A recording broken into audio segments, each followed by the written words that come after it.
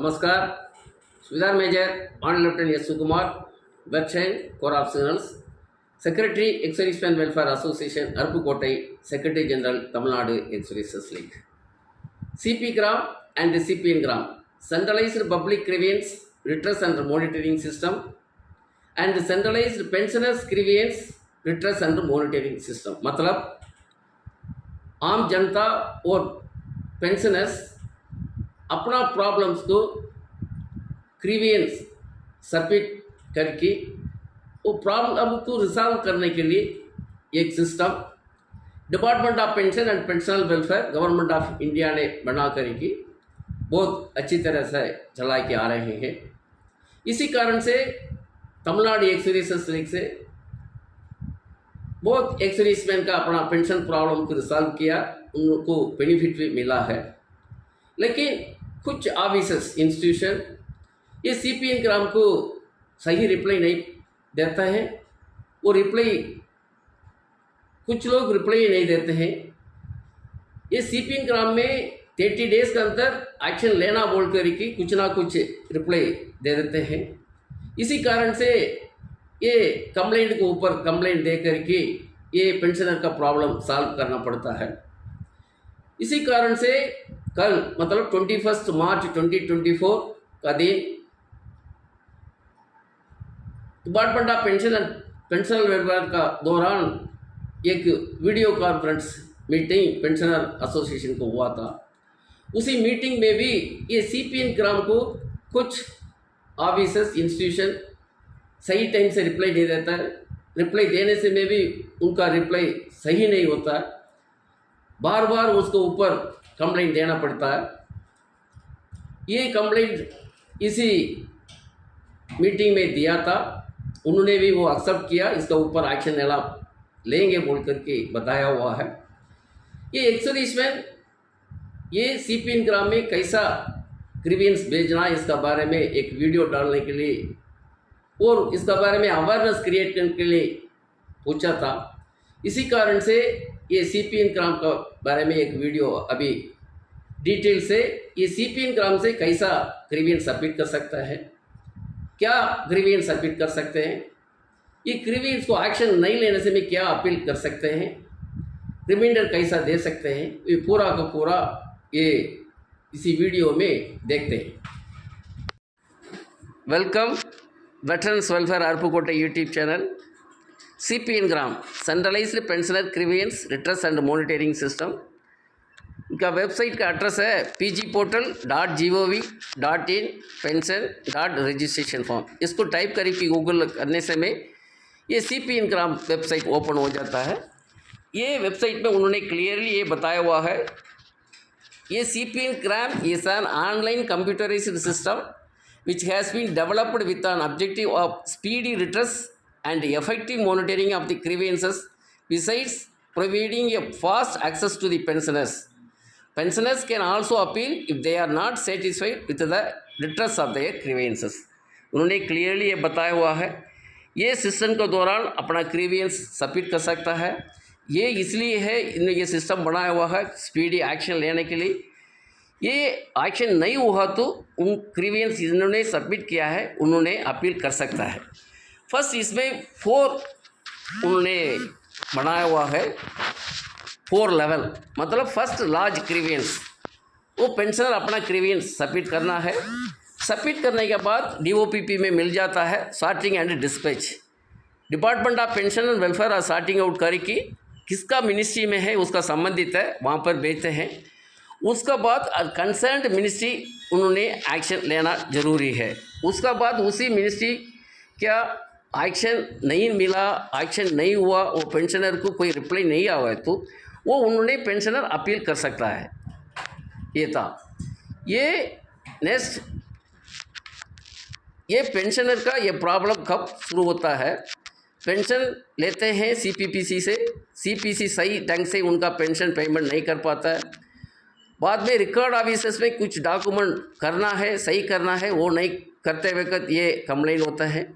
उसके बाद PCDA से कुछ एक्शंस नहीं होते हैं, कंप्लेन करना पड़ता है। इसी दौरान पेंशनर्स अपना एप्लीकेशन लेटर भेजते हैं, बाद में ईमेल, उसका बाद पीसीडीए पर्स में पेंशन लेते हैं, उनका सर्विस रिक्वेस्ट ग्रीवियंस भेजते हैं, उसी में भी कुछ एक्शन नहीं होते हैं। इसी कारण से ये सीपी इनग्राम सबमिट करना पड़ता है। ये सीपी इनग्राम में सबमिट करने के लिए अपना ग्रीवियंस पहले अपना ग्रीवियंसेस पूरा का पूरा डिटेल्स अपना सिस्टम में वर्ड फाइल में टाइप करके रखना बहुत ज़रूरी है। ये अपना टाइम बचत करने के लिए, नहीं तो वो कंप्लेंट सबमिट करते वक्त वो टाइम हो गया तो बार बार सबमिट करना पड़ता है। ये डिफेंस पेंशनर्स ग्रीवियंस मतलब पेंशनर को ग्रीवियंस ज़्यादा होता है अपना पेंशन प्रॉब्लम्स। वो कैसा है? Incorrect revision payment of service pension, disability pension and family pension based on rank, qualifying years of service group as per applicable PCDA circular 6th CPC ORP1 7th CPC ORP2। इसका बारे में PCDA ने बहुत circular निकला है। ये circular निकलने के बावजूद भी बहुत पेंशनर को अपना पेंशन सही नहीं मिलते हैं, उसी कारण से ये कंप्लेंट देना पड़ता है। Non payment of ORP2 arrears, अभी ये ORP2 एरियर्स का 666 सर्कुलर के अनुसार 4 इंस्टॉलमेंट में देना था। बहुत लोगों को अभी remaining arrears 3rd and 4th नहीं मिला है, उन्होंने भी कंप्लेंट देते रहे, देना पड़ता है। Incorrect MACP grade pay level pension and rank in PPO, ये MACP ग्रेड मिलने के बाद ये MACP grade 6th CPC 7th CPC PPO में था, लेकिन पर्स PPO में नहीं, पे लेवल भी सही नहीं है, कोई लोग रैंक भी सही नहीं, इसी कारण से उनका पेंशन मतलब सही ढंग से नहीं मिल पाता है। इसका बारे में भी कंप्लेंट देना पड़ रहा है। Delay in family pension release on demise of ESM, ये PCDA पेंशनर्स मृत्यु होने के बाद उनका पेंशन फैमिली को मिलना था, वो पेंशन अपना मृत्यु हुआ है वो पेंशनर का अकाउंट में क्रिएट हो जाता है। कुछ लोगों को डिले भी बहुत डिले भी होते हैं, उसी कारण से ये कंप्लेंट देना पड़ता है। Delay in financial settlement of deceased pensioner bank account due to non issuing of clearance note from PCDA पर्स, कुछ पेंशनर को फैमिली पेंशनर नहीं है, डिपेंडेंट फैमिली पेंशनर नहीं, तो अपना अकाउंट फाइनल सेटलमेंट करना पड़ता है। उसी के लिए PCDA से एक क्लियरेंस नोट आना है, वो नोट नहीं आता है, उसको बारे में कंप्लेंट देना पड़ता है। Delay in pay and allowances adjustment and are after retirement, अभी फौजी रिटायरमेंट होते हैं उसी समय पर वो सर्विस के दौरान कुछ एडजस्टमेंट नहीं हो पाता है उनका पे एंड अलाउंसेस, उसको डिपो रेजिमेंट में आते वक्त उनको देते हैं, वो कुछ लोग हो जाता है कुछ लोग नहीं हो पाता है, उसको बाद में वो कंप्लेंट देना पड़ रहा है। Pay and pension in PPO as per last FSA में कुछ पे एंड पेंशन होगा, लेकिन इसी उनका PPO इश्यू होता है, उसमें कुछ वेरिएशन होता है, उसी समय पर यह कंप्लेंट देना पड़ता है।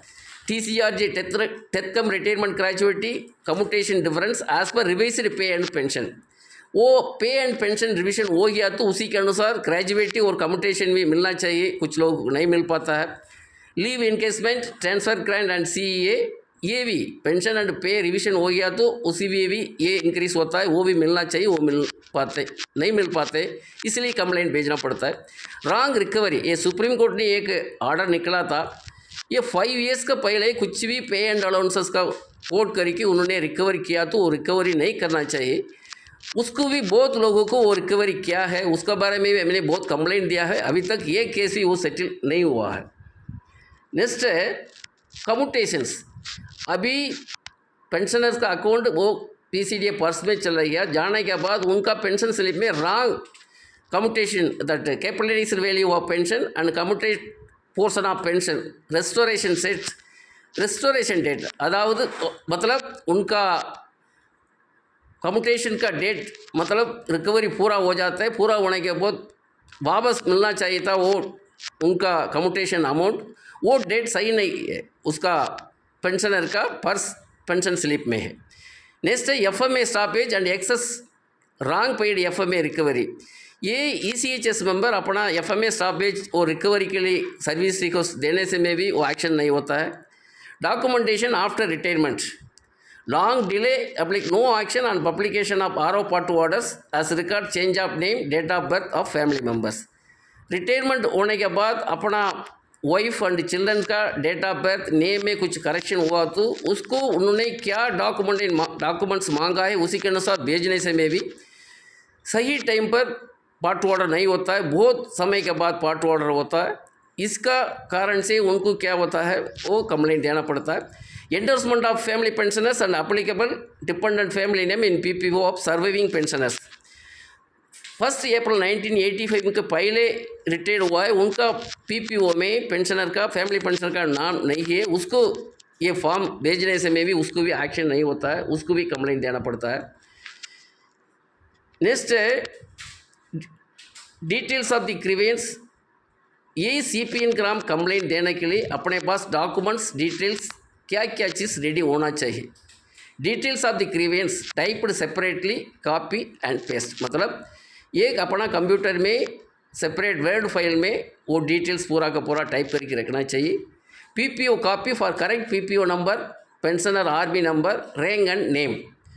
अपने पास अपना पीपीओ कॉपी सामने रखना चाहिए ये CP इनकम कंप्लेंट देते वक्त, क्योंकि अपना number, RB number, rank and name सही उसी पीपीओ में कैसा है उसी में अभी डालना है, क्योंकि कूद नहीं कर सकता है और कोई से करते वक्त ये पूरा का पूरा उसी दे करके उन्होंने भेजना चाहिए, इसी कारण से ये होना चाहिए रेडीली।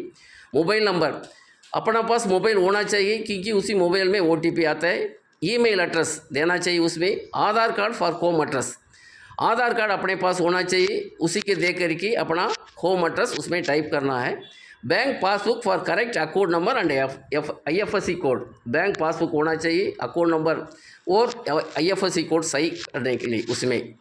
ये था वो साइट ये कंप्लेंट देने के लिए। फर्स्ट ये साइट में PG पोर्टल में ओपन करते हुए लॉज योर ग्रीवेंस क्लिक कर दिया तो नेक्स्ट पेज आपको ओपन हो जाता है। इसमें है बहुत उसका डिपार्टमेंट, सिविल, रेलवेज, पोस्ट पूरा आता है। हमारा मतलब है डिफेंस। वो डिफेंस को आपने क्लिक करके नीचे कंटिन्यू है, कंटिन्यू को आप क्लिक कर दिया तो वो पेज ओपन हो जाता है। ये पूरा का पूरा सेल्फ एक्सप्लेनेटरी है। इसका बारे में एक 1 by 1 हम देखते हैं। पहले था मिनिस्ट्री, अभी डिपार्टमेंट फ्रॉम विच रिटायर्ड, इसमें सेलेक्ट हम कर दिया तो उसमें सामने अपने पास आ जाता है। उसमें हमारा मतलब है डिफेंस का department of x and welfare, उसको क्लिक करना चाहिए। वो क्लिक करने के बाद हमारा नेक्स्ट है office public organisation from which retired, मतलब हम आर्मी, नेवी, एयरफोर्स, इसमें अपना क्या है वो चीज़ उसमें डालना चाहिए। ग्रीवेंस पर्टेन्स टू, उसको हमने क्लिक कर दिया तो पूरा नीचे आ जाएगा। Pensioner, disbursing bank, department public ministry not aware, मतलब CPPC से हमको पेंशन सही नहीं मिल रहा है उनका कारण से तो उसको क्लिक करना चाहिए। नहीं तो CDA रिकॉर्ड ऑफिस का हमने कुछ कंप्लेंट देना है उसका तो डिपार्टमेंट पब्लिक मिनिस्ट्री टाइप करना चाहिए, क्लिक करना चाहिए। नहीं तो मालूम नहीं है तो आपको नॉट अवेयर क्लिक करना चाहिए। नेक्स्ट ग्रीवेंस कैटेगरी, वो ग्रीवेंस कैटेगरी को आप क्लिक कर दिया तो पूरा का पूरा सामने अपना नज़र आया है, वो पेज ओपन हो जाता है। उसमें पूरा का पूरा ग्रीवेंस आपको मालूम होगा तो वो ग्रीवेंस सेलेक्ट कर सकते हैं, नहीं तो उसमें not specified in the list बोल करके क्लिक करके आगे बढ़ सकते हैं। उसमें है पीपीओ नंबर दे करके डालना चाहिए। Gender of the pensioner male female इसको हमने सही डालना चाहिए। नेम ऑफ द कंप्लेंट मतलब हमने डालना चाहिए उसी, मतलब कोई पीपीओ पेंशनर कंप्लेंट भेज रहे हो तो उसी पेंशनर का नाम टाइप करना चाहिए, नहीं तो और कोई डाल रहा तो दूसरा का नाम इसमें टाइप करना चाहिए। नेक्स्ट है इस complaint and PPO holder of the same, मतलब दूसरा आपने कंप्लेंट भेज रहे हो तो उसको नो करना चाहिए, पेंशनर हो तो येस। नेक्स्ट है pensioner age below and above, उसको सही क्लिक करना चाहिए। नेक्स्ट है पूरा का पूरा आ जाता है अपना personal details, mobile number, email ID, address, उसका बाद आर्मी नंबर, रिकॉर्ड ऑफिसर्स, ये पूरा का पूरा डिटेल सही ढंग से इसमें भरना जरूरी है। नेक्स्ट है टाइप ऑफ पेंशन, उसको क्लिक कर दिया तो उसमें ऑप्शन आता है superannuation, voluntary retirement, family pension, NPS and others. अपने मतलब आर्मी में ये टर्म्स ऑफ एंगेजमेंट, सिपाही, नायक, हवलदार अपना टर्म्स ऑफ एंगेजमेंट खत्म करके उन्होंने डिस्चार्ज होते हैं, उसी समय पर सुपर एनुएशन कर सकता है। प्रीमेच्योर रिटायरमेंट हुआ तो वॉलंटियर रिटायरमेंट, फैमिली पेंशनर हो तो फैमिली पेंशन, वो क्लिक कर सकता है। नेक्स्ट है बैंक नेम, बैंक को सेलेक्ट कर दिया तो उसमें पूरा का पूरा बैंक लिस्ट आ जाते हैं, कौन सा बैंक में पेंशन ले रहे हैं वो आप क्लिक करना चाहिए। अपना bank account number, next IFSC code डालना चाहिए। उसका बाद है details of grievance up to 4000 character. मैंने पहले बोला था अपना वर्ड फाइल में उसको ग्रीवेंस डिटेल्स टाइप करके रखना चाहिए, वो चीज़ को कॉपी करके यहाँ पर पेस्ट करना है, क्योंकि ये समय ज़्यादा टाइम ये टाइप करते होगा तो ये सबमिट नहीं हो पाता है। इसी कारण से हमने पहले टाइप करके रखना चाहिए, उसको कॉपी एंड पेस्ट इसमें करना चाहिए। Do you want to upload documents, yes और नो। इसका संबंधित डॉक्यूमेंट आप पहले आपने कंप्लेंट दिया है लेटर ईमेल और कुछ दौरान, उसको आपने इसमें अपलोड करना चाहता तो उसको यस करना है। यस कर दिया तो उसका नेक्स्ट पेज ओपन हो जाता है वो फाइल अपलोड करने के लिए। चूज़ फाइल, ये चूज़ फाइल को आपने क्लिक कर दिया तो अपना ये फाइल कुछ भी फाइल हो अपना आपने अपलोड करना है, उसको PDF फाइल में अपना कंप्यूटर में सिस्टम में रखना चाहिए। वो फाइल को सेलेक्ट करके ओपन कर दिया तो इसमें आ जाता है। उसका बाद उसका अटैच करना है, अटैच को क्लिक कर दिया तो सामने वो फाइल आ जाता है। उसका बाद सबमिट करना है। सबमिट करने के बाद आपका सामने वो कोड है, वो कोड को सही डालना है, डाल करके सबमिट करना है। सबमिट कर दिया तो आपका मोबाइल किसी मोबाइल नंबर इसमें आपने दिया है, उसी मोबाइल नंबर को OTP आता है, वो OTP की डाल करके उसका बाद वेरीफाई करना है, सबमिट, वेरीफाई एंड सबमिट। उसको वेरीफाई हो गया तो ये CP इनग्राम का कंप्लेंट नंबर DOPPW बोल करके उसका कंप्लेंट नंबर आ जाता है। वो ही कंप्लेंट नंबर अपना मोबाइल नंबर दिया है उसमें भी आ जाता है, इसको नोट करके रखना चाहिए। साथ ही साथ इसका आपने क्या करना है, उसका साथ व्यू ग्रीवेंस अपील स्टेटस, इसको क्लिक करके अपने क्या कंप्लेंट CP का भेजा है उसको हम ले करके रख सकते हैं अपने पास। उसका रजिस्ट्रेशन नंबर, मोबाइल नंबर डाल करके कोड डाल कर दिया तो वो पेज ओपन हो जाता है, पूरा का पूरा डिटेल अपना सामने आ जाता है। वो ले करके साथ ही हमने क्या ग्रीवेंस डिटेल्स टाइप करके रखा है उसमें जा करके इसको अटैच कर दिया तो हमारा पूरा का पूरा कंप्लेंट एक ही पेज में पूरा का पूरा हमारा सामने आ जाएगा। कभी भी हमने ये कंप्लेंट को देख सकते हैं, दोबारा ये कंप्लेंट के ऊपर एक्शन नहीं हुआ तो इसी कंप्लेंट को हम भेज सकते हैं, ये रेडीली अवेलेबल अपने पास ये होगा। इसका साथ ये भी कंप्लेंट के ऊपर कोई एक्शन नहीं हो रहा है, इसको अपील करना तो सेम मैंने पहले बोला था व्यू ग्रीवेंस अपील स्टेटस का जा करके उसको क्लिक करके वो registration number, mobile number, code डाल करके उसका साथ पेज ओपन होता है, उसमें आपने ग्रीवेंस स्मॉल देना है, डिटेल्स सबमिट करना है, उसी में अभी रिमाइंडर देना है तो वही सिस्टम है सेम, उसका बाद ये करना है। ये CP इनग्राम का रिजल्ट, ये CP इनग्राम में कंप्लेंट देने से में most of the cases positive result. हमने तमिलनाडु एक्सोरेंस लीग से बहुत एक्सोरेंसमैन का हमने ये कंप्लेंट इसका दौरान भेजा था, बहुत लोगों का ग्रीवेंस उसका रिजॉल्व होकर के उनको बेनिफिट मिला है। Action taken by the concerned office will be received with a copy of letter और अप्लीकेबल डॉक्यूमेंट्स। अभी हमने ये कंप्लेंट दिया है, कंप्लेंट देने के बाद कोई ऑफिस कंसर्न्ड ऑफिस उसका एक्शन लिया तो उसको अपलोड कर देते हैं वो लेटर, उसी को हम डाउनलोड करके रख सकते हैं। In some cases interim reply received to close the complaints within the timeline, that is within 30 days। कुछ ऑफिसर्स में क्या है कंप्लेंट को एक्शन बाहर लेते हुए इंटरिम रिप्लाई भेज देते हैं, क्योंकि 30 days के अंदर ये रिप्लाई भेजना बोल करके कुछ ना कुछ रिप्लाई भेज देते हैं। After action on CP Ingram complaints, results of the complaint will be communicated to the complainant. If not satisfied the reply, ask to appeal. अभी इसी कंप्लेंट के ऊपर कुछ एक्शन नहीं हुआ है, किसी भी ऑफिस नहीं लिया तो मैंने पहले बोला था इसको ऊपर अपील कर सकता है। ये था ये वीडियो CP इनग्राम में अपना पेंशनर का ग्रीवेंस कैसा रिजॉल्व करना है, कैसा सबमिट करना है, ये पूरा का पूरा वीडियो हमने डिटेल से ये बताया हुआ है। अब इसी वीडियो के बारे में आप समझ लिया होगा, अब तक की वीडियो सुना है। Thanks for watching and listening and share the video for more awareness amongst ESM for their better use. Thank you.